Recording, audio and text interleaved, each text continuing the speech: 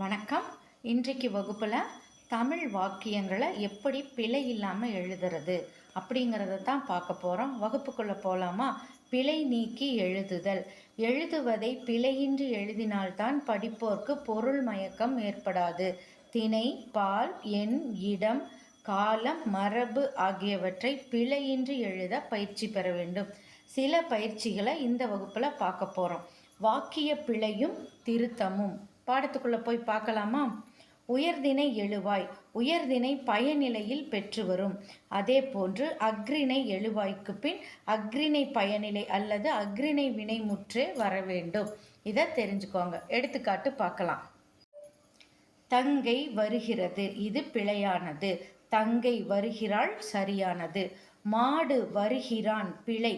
மாடு வருகிறது திருத்தப்பட்டது. அடுத்தது பாருங்க. எழுவாய் ஐம்பால்களுள் எதில் உள்ளதோ அதற்கேற்ற வினைமுற்றை தான் நாம எழுதணும். எடுத்துக்காட்டு பாருங்க. அமுதன் வந்தாள் பிழை. அமுதன் வந்தான் திருத்தம். மாலதி பாடினான் பிழை. மாலதி பாடினாள் திருத்தம். அப்ப மாலதி என்பது பெண்பால், அமுதன் என்பது ஆண்பால். அதற்கேற்ற பாலோடு தான் நாம அந்த வினையை முடிக்கணும். அடுத்ததா கல் விகுதி பெற்ற எழுவாய் வினை முற்றிலும் கல் விகுதி பெறும். எடுத்துக்காட்டு பாருங்க. மாணவர்கள் எழுதினர். மாணவர்கள் எழுதினார்கள்னு எழுதணும். அடுத்தது பாருங்க.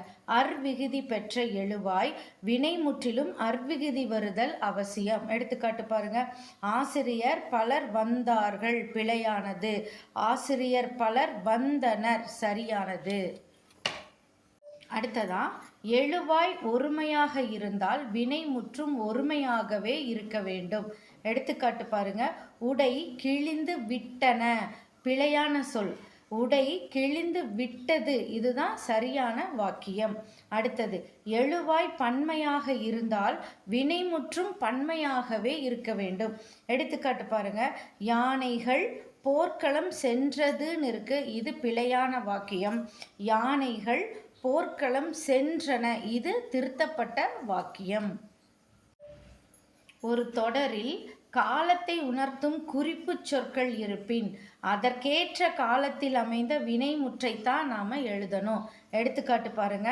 தலைவர் நாளை வந்தார். நாளை என்பது எதிர்கால சொல், வந்தார் என்பது இறந்த கால சொல். அப்ப காலத்தை உணர்த்தும் குறிப்பு சொல் நாளை.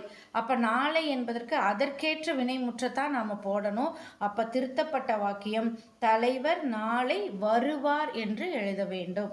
அடுத்தது கொச்சை சொற்களை நீக்கி எழுத வேண்டும். கொச்சை சொற்களை பேச்சு வழக்கில் சொல்லலாம், எழுத்து வழக்கில் எழுதக்கூடாது. எடுத்துக்காட்டு பாருங்க. தலகாணி இல்லாமல் தூக்கம் வராது, இது கொச்சை சொல்.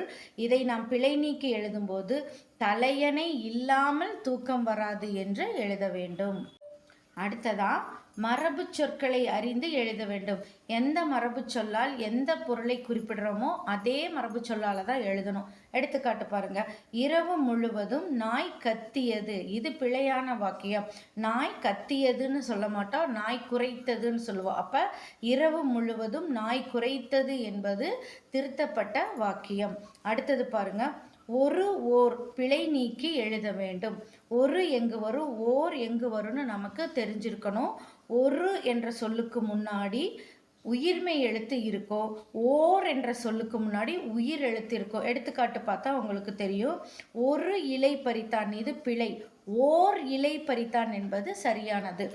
ஓர் பழம் கொடு பிழையானது. ஒரு பழம் கொடு இது திருத்தப்பட்டது.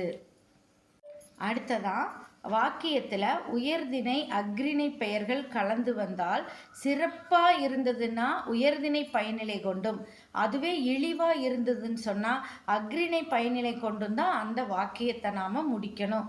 எடுத்துக்காட்டு பாருங்க.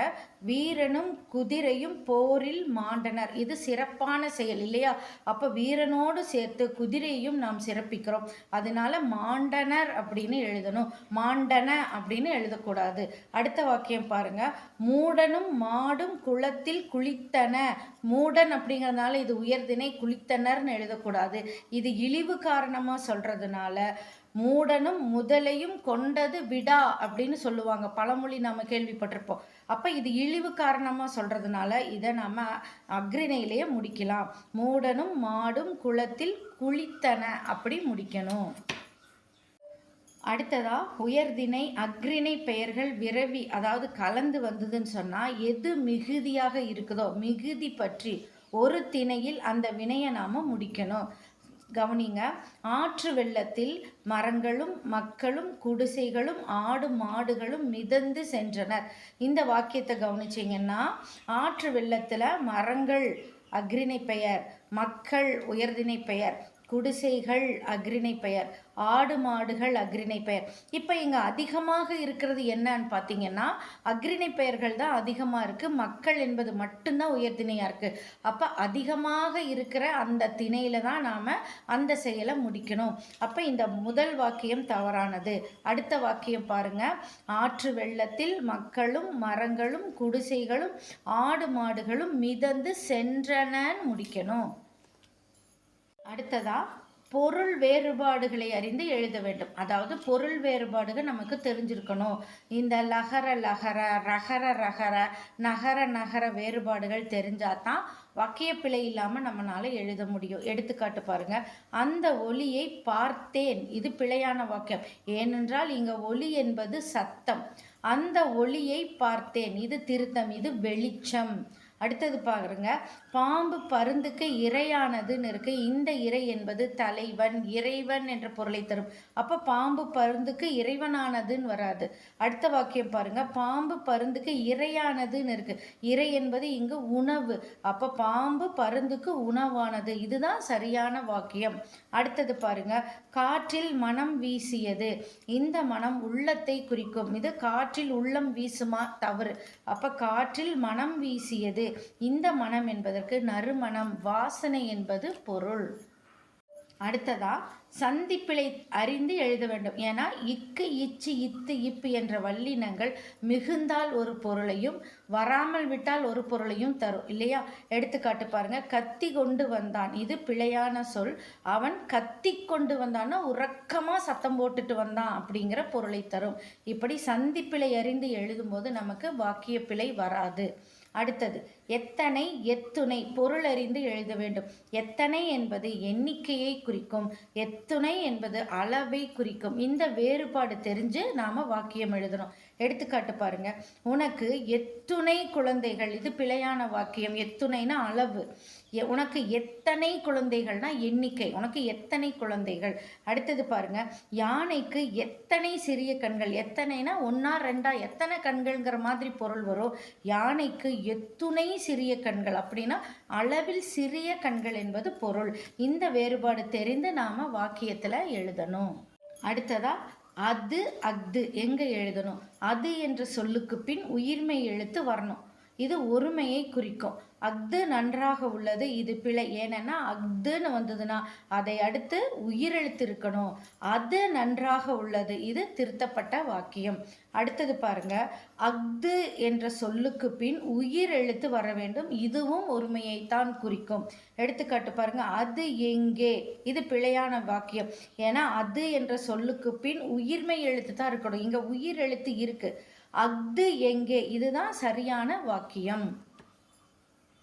அடுத்ததா ஒவ்வொன்றும் ஒவ்வொரு என்பவை ஒன்றை மட்டும் குறிக்கும் ஒருமை சொற்கள். ஒவ்வொன்றுனாலும் ஒவ்வொரு நாளும் ஒன்றை மட்டும்தான் குறிக்கக்கூடிய ஒருமையை குறிக்கும் சொற்கள். அந்த சொற்கள் வரக்கூடிய வாக்கியங்களை நாம பன்மையில எழுதக்கூடாது. எடுத்துக்காட்டு பாருங்க. நீ வாங்கிய நூல்கள் ஒவ்வொன்றும் புதுமையாக உள்ளன, இது பிழை.